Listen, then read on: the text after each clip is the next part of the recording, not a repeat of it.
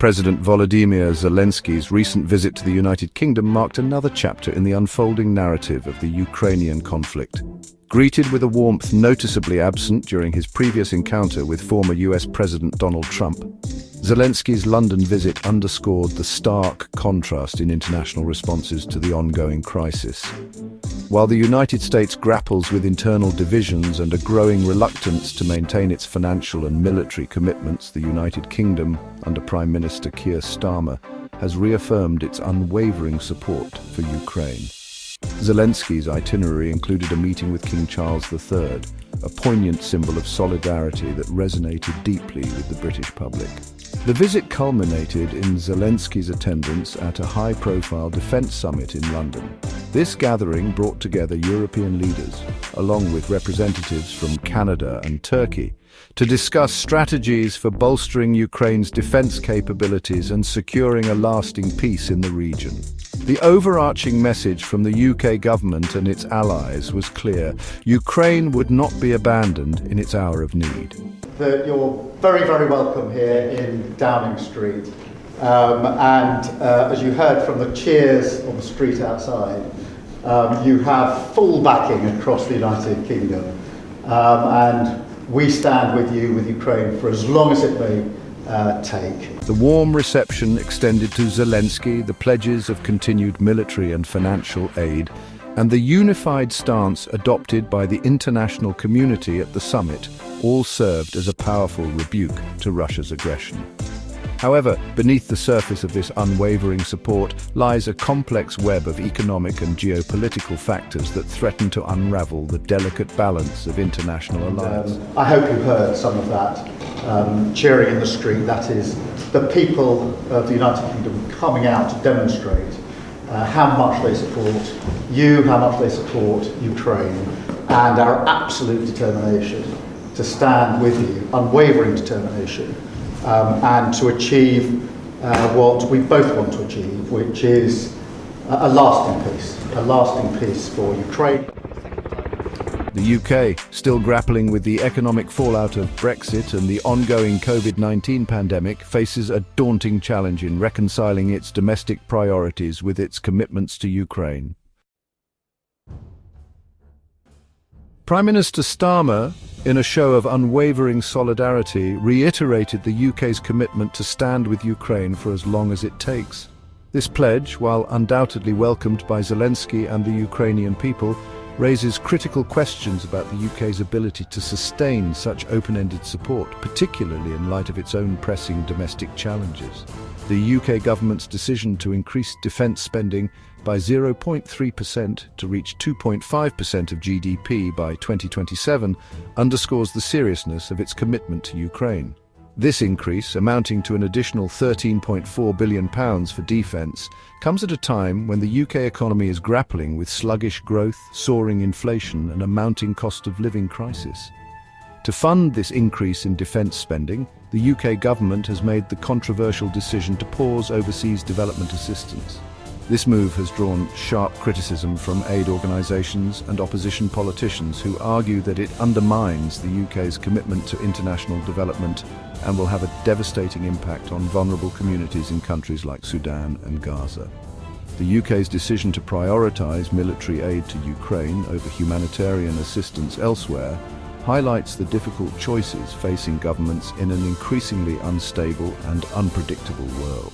While the UK's commitment to Ukraine is commendable, it remains to be seen whether this unwavering support can be sustained over the long term without compromising other vital national interests.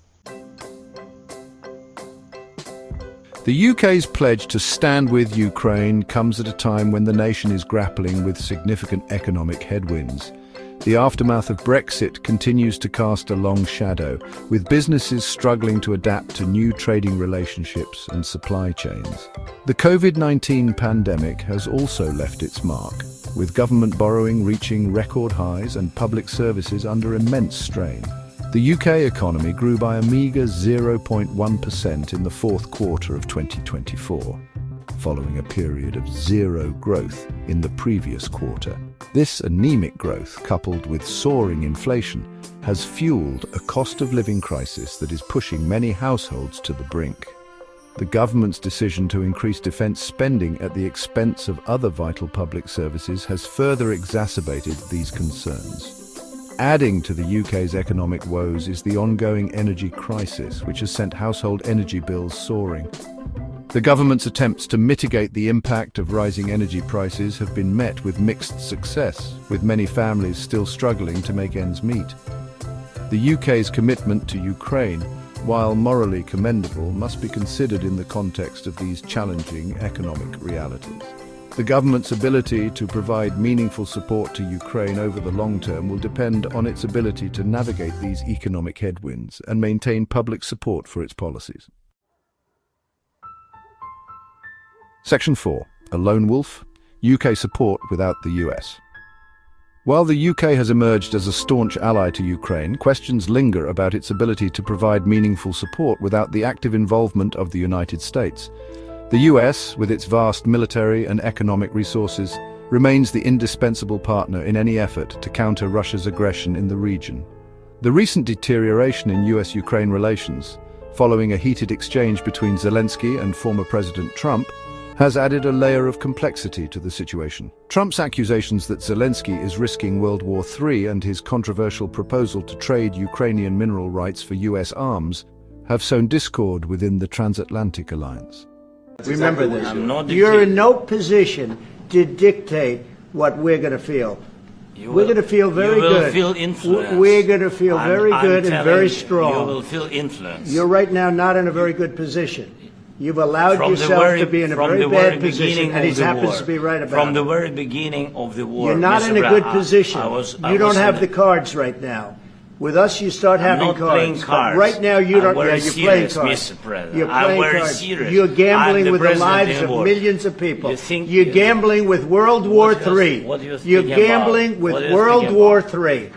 The UK, while seeking to present a united front with its European allies, is acutely aware of the need to repair the rift in US-Ukraine relations.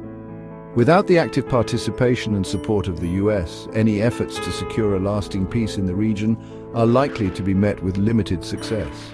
The UK's ability to leverage its relationship with the US to bring about a negotiated settlement will be crucial in determining the trajectory of the conflict. A coordinated international response, with the US playing a leading role, remains the best hope for a peaceful resolution to the crisis. Section 5. Across the pond, US fatigue with the conflict. As the conflict in Ukraine drags on, there are growing signs of fatigue among the American public and within the US government regarding the level of financial and military support being provided, while publicly reaffirming its commitment to Ukraine, facing pressure from lawmakers to prioritize domestic issues over foreign entanglements. The US has committed billions of dollars in military and humanitarian aid to Ukraine since the beginning of the conflict. While this assistance has been crucial in bolstering Ukraine's defenses, it has also fueled concerns about the financial implications for the US, particularly as the country grapples with its own economic challenges. Adding to these concerns is a growing sense among some segments of the American public that the US is being drawn into a protracted conflict that does not directly serve its national interests.